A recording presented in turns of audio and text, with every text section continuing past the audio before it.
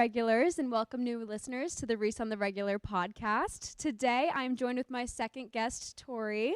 Hi guys, I'm Tori. I'm a student at Quinnipiac University studying health science and nutrition, and I'm a personal trainer at F45 in Waltham. Pretty cool girl. Me and Tori know each other from high school. Obviously, she's going to Quinnipiac now. I'm at UMass Amherst. Of course, we stayed close because Tori's awesome. But I wanted to bring her on here today because we have a lot in common when it comes to fitness and dance. We both grew up as dancers. So I just thought it'd be good to talk about how to find your balance when it comes to those things. That's very difficult for a lot of people to fit in exercise around their busy schedule and also enjoy it at the same time. I thought, what better person to bring than Tori herself. So I want to start just talking about going back to like where it all started for you when it comes to like starting dance and also fitness. Yeah, so I started dancing when I was 3, like most people start out when you're younger. And I started competition around the age of 8. It was full swing, 6 days a week, 4 hours a day. I would be there until 9 o'clock.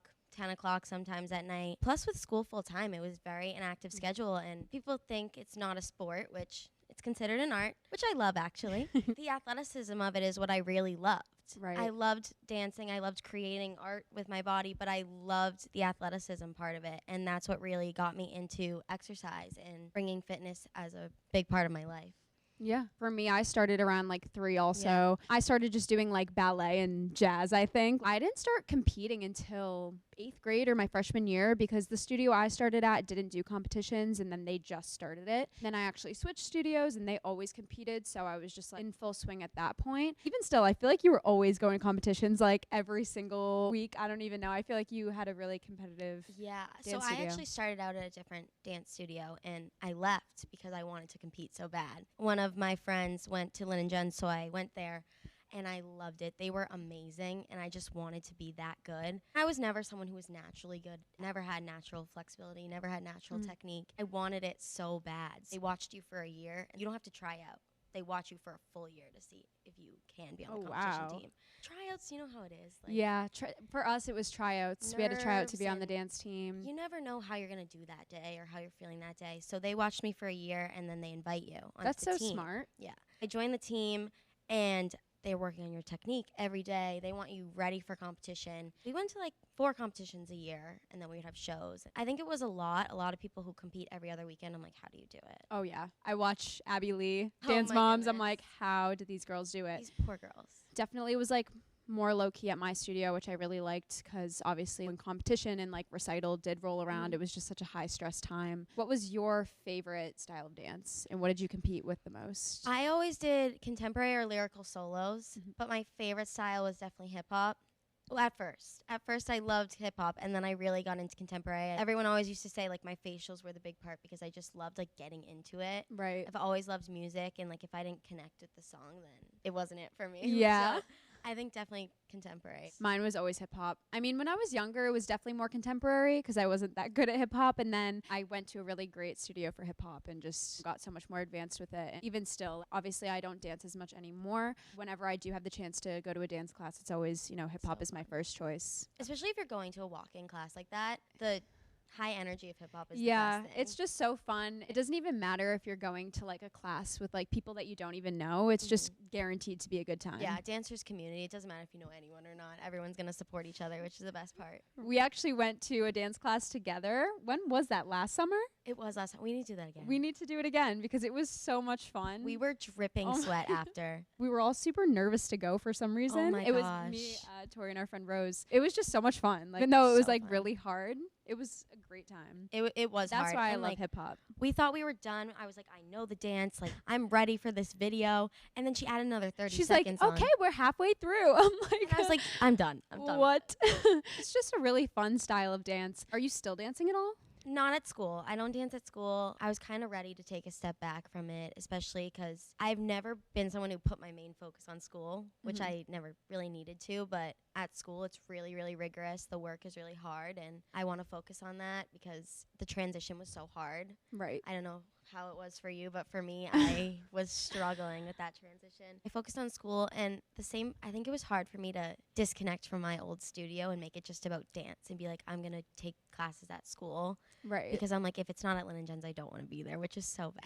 Yeah, I kind of felt the same way. Like, I looked around, took a few of the open classes that UMass Amherst offered, and it was just not the same. It's not. I just like slowly eased out of it. I really miss it. Like, Yeah. any chance that I get that I come home, I'm like at my old studio, Yeah, or I'm like at going my to old classes studio. like with familiar people. I've definitely, eased out of it heading into college. Definitely, yeah. I'll take them at my studio if we do like combo days. One of my friends is a really, really good choreographer, and she teaches the kids there now, and I've been helping her out with the solos. I'm like, just so I can dance like on the sidelines, like I'll help you out. Right. And did they do like an alumni dance for you guys? No, we do it every like milestone in the year. So my freshman year of high school, we did an alumni closing dance, and there was like 100 of us on stage. It was awesome. That's so cool. And I heard a rumor that they're doing it again for 25 years.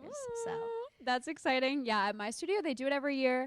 Sadly, since I'm in Connecticut for the summer, it just wasn't going to work out with like going to the practices and learning the dance. I wish I could be in it. I know. Actually, just drove 3 hours home to be here. So it's just tough getting here. They do an alumni dance every year, and it's so fun. Just getting to come back to your home. I know. Now, where are you at? You're doing more fitness stuff as opposed to dance. So I got my personal training certification in September. You get your certification, but you need a year of experience to work anywhere, which obviously makes sense because you can pass a test and you don't know how to work with clients. You don't know the basics. I immediately started working at my school. I worked as a small group personal trainer, and I also did group classes, which I ended up loving way more than personal training, especially because the small group was new for us. So I would only get 1 to 2 people in my classes, so it was really more personal training. I just love the high energy of the group training. I love programming my own classes and making it fun for people, and also modifying it for people who aren't ready to be in the gym and are nervous about it. So that was the best part about the small group, is we would border off our little area of the gym, and whoever was comfortable could come. So that's what I loved. I was like, I want to do this full time. I wanted to do group training over everything. So I heard back from some places about personal training, but when I heard back from F45, I was like, oh my God, this is my dream. Like, that's awesome. I love the high energy. I love the community that we're building. I love being there. I love functional training too, because it's real life. Functional training like prepares you to deal with injuries, prevents them. It helps you in sports. It helps wherever you're at. We have people who are super athletic athletes to older people who are just trying to stay in shape and try to be healthy. And we'll modify it or make it harder for whoever needs that. Yeah. So that's what I love about that. I love group training, and I think that's where I'm going to stay. That's awesome. That's so cool that like you figured that out so early on. I'm still like, what do I want to do after school? I envy that a lot. Was it like difficult to get your certification and also start doing classes at school? Like, how did that work? So I had to do 10 weeks of online school. It would be like 2 quizzes a week, and then you take your final exam. The best part about doing it online, and the worst part, is that you can take it at your own pace. And so I was taking it like when I would get home from school at night, and I feel like I was not as focused on it because I would get home from classes or working, and I'd be so exhausted. I feel like I could have put more time and attention in it. It taught me a lot, but it's a lot of stuff that you learn from experience. We would have cueing seminars at Quinnipiac. We would talk to each other who are all personal trainers or fitness instructors, and learn from each other. And I think that's where I got most of my knowledge, was learning from professors, learning from my bosses, and learning from other people who are doing it too. But definitely getting my certification, it was a lot of online textbooks and like taking notes and remembering your notes, but you're just kind of remembering to pass the test. Right. So I think it's really all in the experience and how you learn from clients, you learn from the people around you. Yeah. At the gym that you're working at now, F45, is that like an open gym too, or do they just do training and classes and things like that? Yeah, so it's just classes, and it's worldwide. There's so many locations. So worldwide, we're all doing the same workouts, and like there's different phases. It's never the same exercises, but it's always the same timing and like the same workout. And so it's not open to the public. You have to come to the classes. We do that because we want to build a community, and it does work. Like, I take class every day, and I see my members, and I work out with them at the same time, and then I go coach later. So it's definitely building a community. We do stuff outside of the gym. We're there. It's like, so fun. Yeah, it's community training. We're all there to help each other.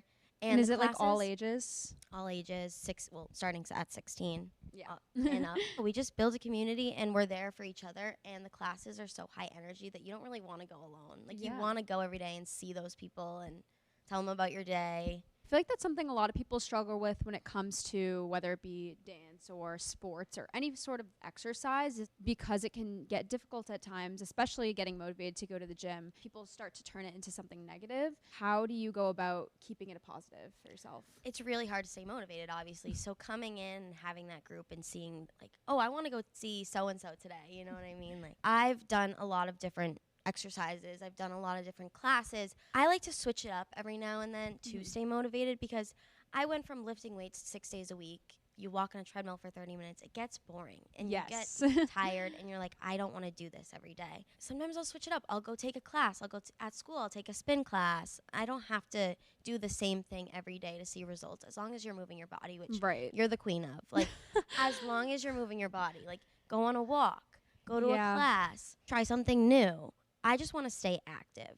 I'm at a point where I've seen results and I've gotten the strength part down. So as long as I keep myself going, for me, that's all that matters. So these people, I just try to remind them, like, the hardest part is getting there. That's what I like to tell people. It is. That's the hardest part. Once you're there, you're having a great time. It goes by like that. I run into that problem a lot now, working more full time over the summer, trying to fit in working out and moving my body, because that's something that's so important for me, is staying active. For me, it's less results. Kind of like you said, just more of like feeling good. Even if I can just get a walk in, I feel great. And I've just tried to keep it fun for myself, because after like working a 7-8 hour day, it's like I want it to be a fun thing. So I've just found workouts that I enjoy doing, try and switch it up with like going on a walk or just anything that like allows me to stay active, which I think is the best advice that someone can give, is just find the routines and workouts that you actually enjoy doing. Finding a routine is definitely one big thing for me, like writing it down. If you write stuff down and you say work out at this time, you'll do it. Yeah. If you plan it out, you'll do it. So that's my one thing too that keeps me going, is if I write down my day and say I'm going to go to the gym at this time rather than go lay down, I feel way better when I go to sleep at night. Yeah, it's just like a fun thing to do, like the night before, just that morning, like make your to-do list, your schedule. I personally am just like on Google Calendar at all times. Everything's color-coded. Gym spots are in there in pink because it's like my favorite color. I got to make it fun. And when you accomplish that day and you actually get all that stuff done, even though you're tired, like it's a better feeling than being lazy and feeling tired. It's just so rewarding. That's why it's like if you ever go on a vacation or something like that, like it's that funk that it's really hard to get back into working out and staying active. So it's just important that you don't overdo it, but you make it more of like a routine for yourself. How do you avoid burnout when you're doing this like super full time for yourself? I noticed, especially when I was at school teaching, I wouldn't teach till 7:30, 8:30 at night. I would be exhausted from a day of work or classes and school and doing schoolwork. Once you get there and you're moving your body, you feel so much more energized after. Like the endorphins are released. You're seeing people that you want to see every week. You feel so much better, especially doing something that I love. Right. I come right out of it. I'm suddenly energized. I suddenly want to conquer the world. Now that I'm doing it full time, I'm there almost every day. If I'm not there working, I'm working out. Sometimes 2 times a day. I'll go in the morning workout. I'll go back coach. I noticed that burnout is really, really common, and it can happen to the best of us. Doing something that you love, you never get burnt out. You find your place and you're so happy to be there, and you dig down deep and you bring that energy out even on the days that you don't want to, which I found sometimes I really don't want to, and like go get in people's faces and like, come on, you can do it. Because sometimes I feel like I can't do it. Right. You know what I mean? But that's like the motivation you need to hear, is like yourself saying it too. Sometimes you just need to push yourself. Burnout also, like sleep. It's so important. Like sleep, hydration, like it's not just a thing people say. Like it I try makes to go a to huge bed so difference. early. I've definitely like my social life is lacking recently. Me too, especially being like all by myself. I feel like a little grandma. I go to bed so early, but honestly, like I've never felt better. I just feel so productive. I feel so productive. Like I'll go to bed. I'll stay up to like 11, 12. Yeah. Like I go to bed. I feel good when I wake up. Like eating nutritious food, but not restricting yourself. Energy drinks definitely help avoid burnout. Lots of water, like just fueling your body.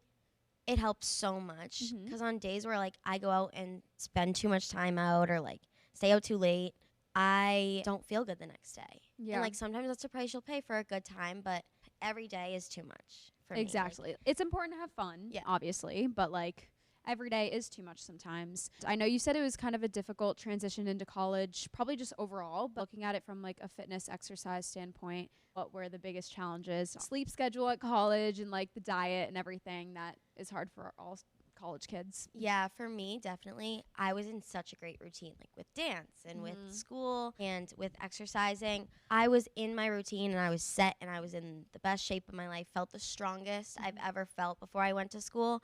And I got there and I had no idea what to do. My schedule was gone that I've had for like 10 plus years. Yeah, because being a dancer, it's like you live at dance. Like that is your second home. I was there like every single day, and going from that to just like being on a campus and like not going to dance after school every day is just so crazy. And I was like, oh my God, free time. Like, what do I do, right? I spent the first 3 days of college in my bed. My roommate thought I was insane. I could not get out of bed. It definitely didn't happen till like the end of first semester. I made a routine for myself with my class schedule. Find a gym partner, my best recommendation, because if you go with each other, like you're going to go every day, even if you're so tired from classes, like college is so hard. You get really burnt out. So I noticed like I set a routine for myself and it was different. Tried to get there like twice a day. I would take the spin classes, which I didn't love spin, but at school I loved it because I was going and seeing people. It was something to do because there's a lot of free time and I just like found myself laying in bed all the time. And there's so much else you can do, like just go sit in the dining hall, like get a smoothie. Like, definitely that transition was so hard, but again, writing everything down helped me so much and just like finding stuff to do, finding people to do it with. College was definitely when I personally got into fitness more because it was like I didn't have dance anymore. And dance used to be like my everyday cardio and movement. And I didn't really have much time to go to the gym. Like I occasionally would. But then like at college, I was like, all right, I got to find something else with all that free time. You know, I just started going to the gym. I just came to love it so much. And just like the going out aspect is so tiring. And I think for me at first, I was doing it too much. Yeah. And I was not used to that. Steering away from all the healthy aspects that I loved. I wasn't doing it to look a certain way. Like I loved eating healthy. I loved working out. And I found that that was diminished by all like going out and partying. You can do both. Like I realized that you can do both. And if you don't feel like going, you don't have to go out. That was something that I learned this year, actually. I've always had like crazy FOMO. I'm the type of person that needs to do everything and more. That, you know, hence why I'm here today because I need to be doing a podcast and working full time. And like, I just need to overload my plate, which is my issue.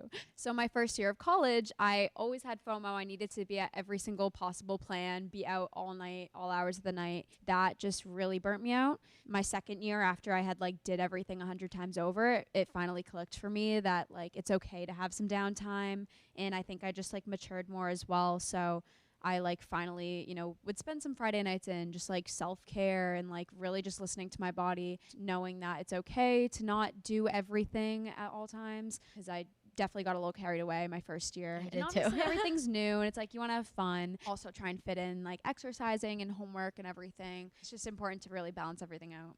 So obviously I have my Instagram page where, you know, this all kind of started, and you also have an Instagram page now where you're kind of branching out your love for fitness. Is that more of just like a for fun thing? You know, what's your goal with that account? So in the beginning, I made that account. It was a private account. I just kind of wanted it for me. Like I didn't post a lot on my main account about fitness, and it was a daily part of my life. I did that every single day. And I wanted to like keep myself accountable almost. Like I just love food. Like I was really into healthy recipes, but also like maintaining that lifestyle is really what I wanted to project onto that account, was that it's like about balance. I found that I really didn't like recording myself working out.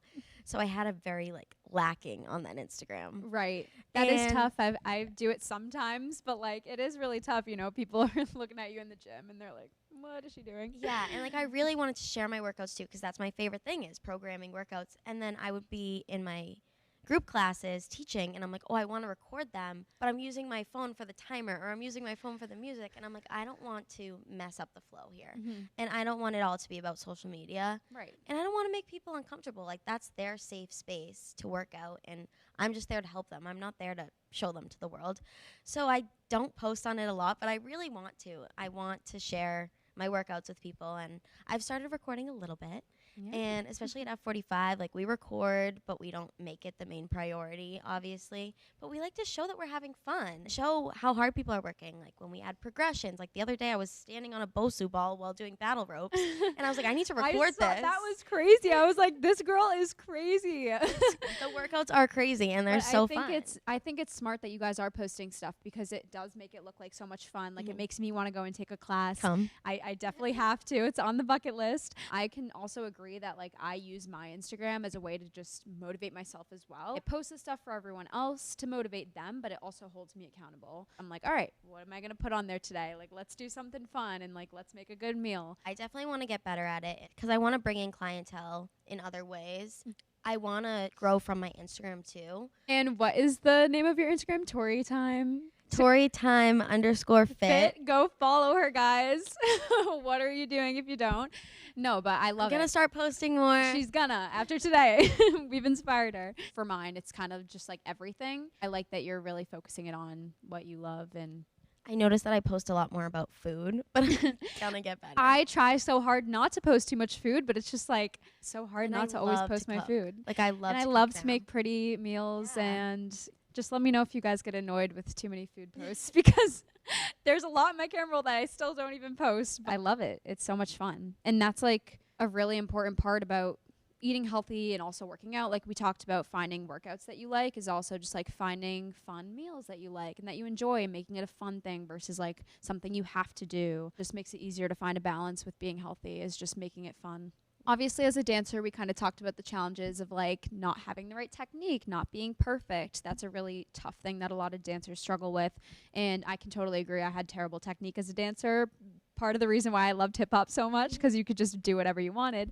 Aside from as a dancer and facing those challenges, did you have any challenges like now being, you know, personal trainer, coach, anything like that come up? Sometimes I struggle like thinking of things to say to people. Like obviously I know what to fix. If your form is off, I'm going to come fix you. I'm going to give you progressions. Sometimes I can't think of progressions to give people. I'm like, wow, they're really strong. They're killing it. Well, how can I make this harder?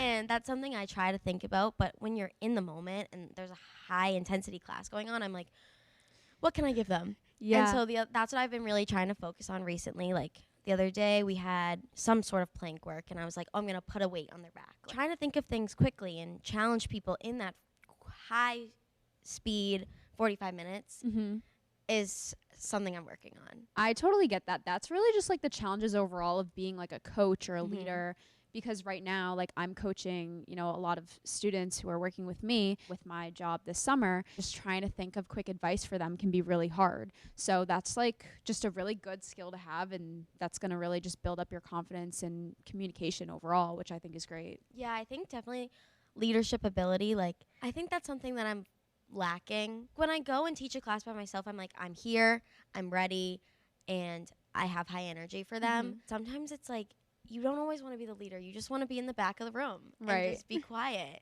And you have to pull that out of yourself sometimes and be like here for these people. Give them motivation to keep going. And I think sometimes it's hard to just be that person for people every single day. It is. And it's a hard balance between being hard on them versus being like not hard on them, and also just being like an effective leader overall. So I feel like I totally understand that challenge. In fitness for me, like I don't really face any challenges like that since I'm not a coach in fitness, but I totally get that. Yeah, I also used to be an assistant dance teacher, and that's also where what stemmed my love for coaching was that I loved seeing people get it and like be excited, and that's why I loved it so much. But at the same time, sometimes I just didn't want to coach someone. I didn't always want to be the teacher.